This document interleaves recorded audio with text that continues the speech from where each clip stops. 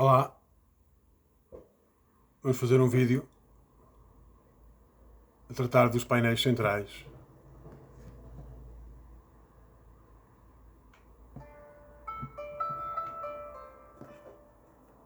Como podemos ver, há uma simetria total, com 6 personagens à frente e 11 atrás.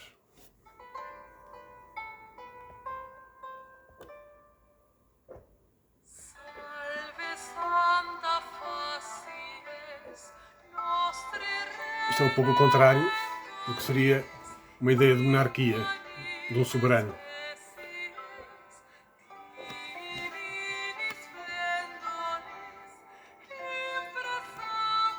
Então vamos dizer quem é que está presente.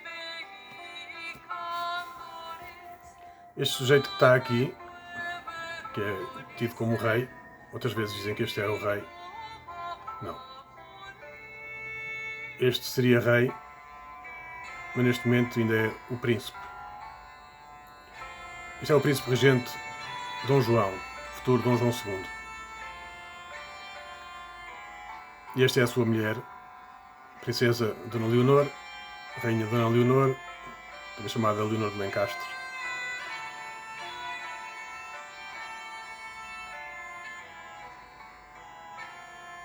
Eles casaram-se no dia de São Vicente, dia 22 de janeiro de 1471.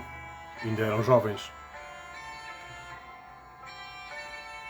E, portanto, é natural que a figura de São Vicente fosse um padroeiro do seu casamento.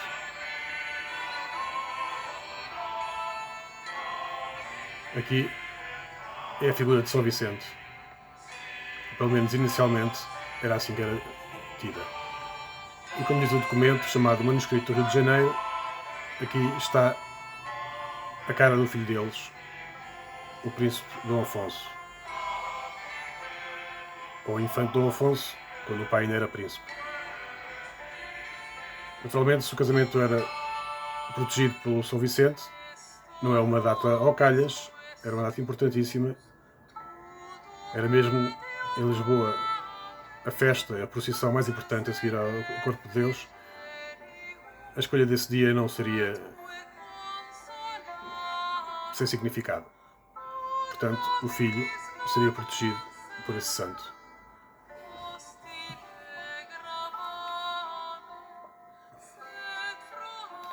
Dom João II, que muitas vezes é confundido com o pai, está aqui com as suas cores heráldicas, como foi descrito na crónica, o verde e o roxo. Aqui, a manga em roxo. E com a sua cara de perfil, como muitas vezes foi retratado.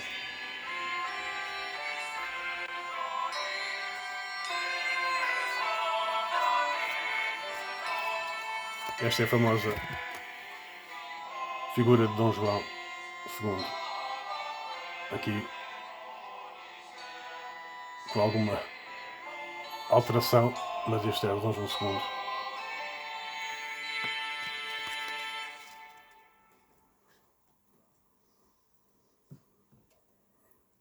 Esta é a Dona Leonor, como aparece em retratos, e com o seu colar de 6 pérolas, também é reproduzido num outro retrato dela. Por trás dela, não se vê bem, é a sua mãe, a duquesa viúva de Viseu, Dona Beatriz. Dona Beatriz, sendo viúva, está vestida como freira, mas ela não era freira. Está com um hábito de Clarissa.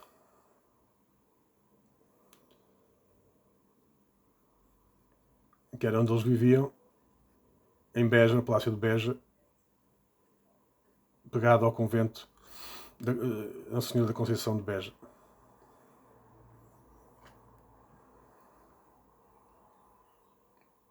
Este é o neto, Dom Afonso, que tem uma cara de menino.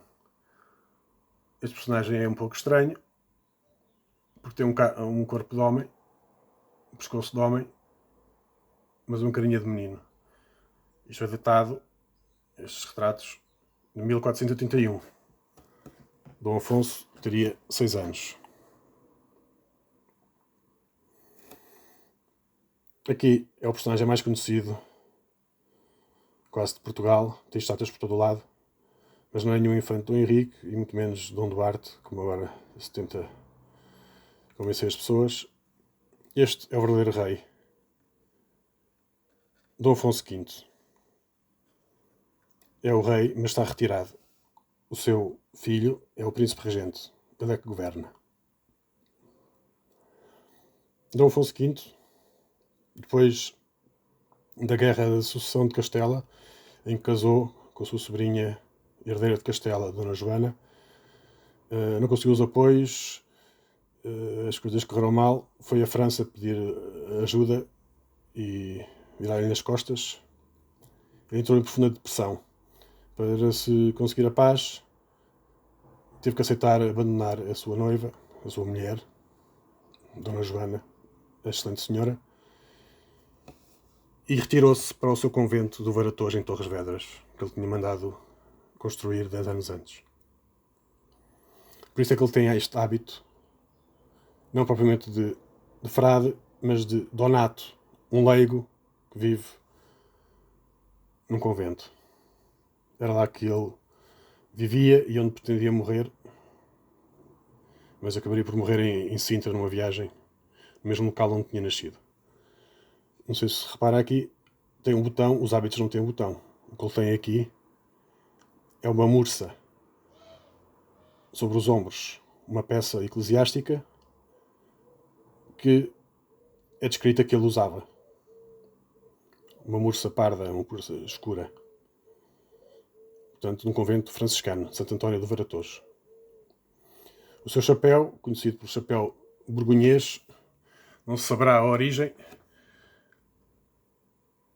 mas perante todas as explicações sobre os outros personagens, ele teria muito mais razões de o utilizar. Primeiro esteve em França, junto com o seu primo Duque de Borgonha. Portanto, poderia ser uma lembrança, uma oferta desse tempo. Ele não teve propriamente na Borgonha, mas no acampamento do Duque de Borgonha. E também ainda era, depois de se retirar do governo, continuava a ser rei, mas ainda mantinha a proteção da universidade e também ainda era um mestre da ordem que mandou criar, a Ordem da Torre e da Espada. Portanto, ele é um rei emérito. É o rei que se afastou, por isso é que não está na primeira linha, mas ainda tinha alguns cargos. Como tem as mãos postas, possivelmente durante a pintura ele faleceu, porque faleceu no final de 1481, e aparece com estas mãos postas. Tal como aqui atrás dele, temos um senhor também de mãos postas, que será o seu grande conselheiro, o seu grande amigo, que era o segundo Duque de Bragança, Dom Fernando I, que também faleceu um pouco antes, durante a feitura da pintura. Por isso é que ele não está entre os póstumos, está entre os vivos, apesar de ter morrido.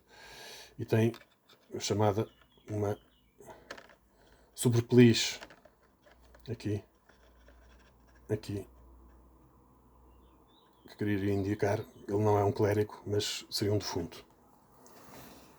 Estes atrás são todos os seus grandes servidores, quase um ministério. O vereador da Fazenda, o chanceler é este, Dom Álvaro,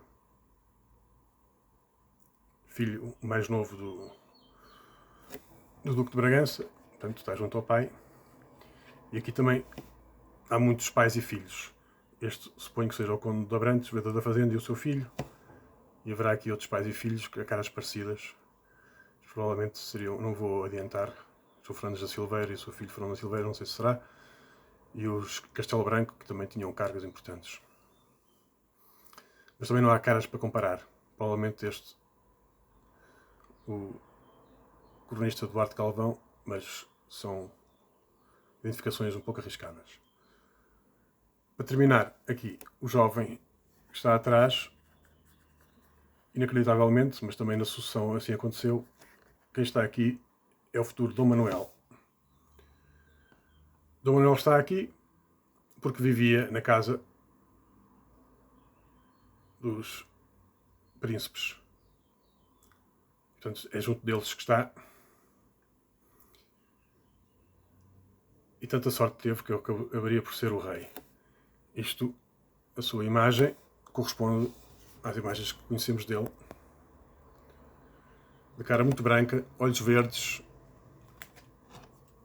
e uma cara redonda, que até tem um ar meio achinesado.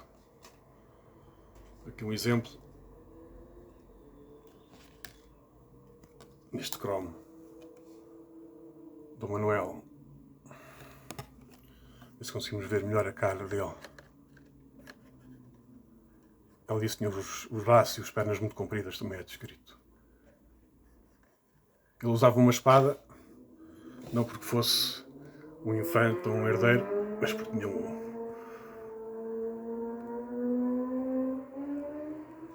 tinha uma posição proeminente na corte. Portanto, era irmão da princesa, era sobrinho do rei, era primo e cunhado do príncipe.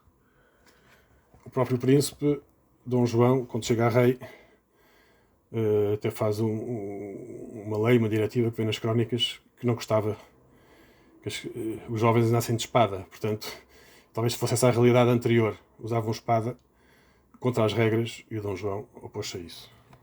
Para fazer a explicação que tinha essa espada. Mas isso não é mais importante. Para não me alongar muito e identificar os outros personagens neste painel, este sujeito que está aqui, esta cara, não tem nada a ver com esta cara. São duas pessoas diferentes. E os próprios santos são diferentes. O facto de se repetir que há dupla figuração de São Vicente é quase um disparate. Tem razão de ser. São dois santos diferentes. Este é o... Inicialmente, os significados foram-se alterando um bocadinho. Inicialmente, este seria São Vicente com a cara do Dom Afonso. Aqui seria outro santo importante com as mesmas qualidades de São Vicente, que é São Lourenço. Também é um diácono e que, segundo a lenda, também era familiar de São Vicente. Ele era tio de São Vicente. E ambos nasceram na cidade espanhola do Huesca. E quem está aqui provavelmente é mesmo o tio do infante Dom Afonso. É Dom Diogo, o Duque de Viseu. Portanto, irmão da Dona Leonor e do Dom Manuel. Tanto o Dom Diogo como o Dom Afonso foram enviados como reféns para se concretizar a paz com Castela. E eu penso que eles estão com o fato de santos, porque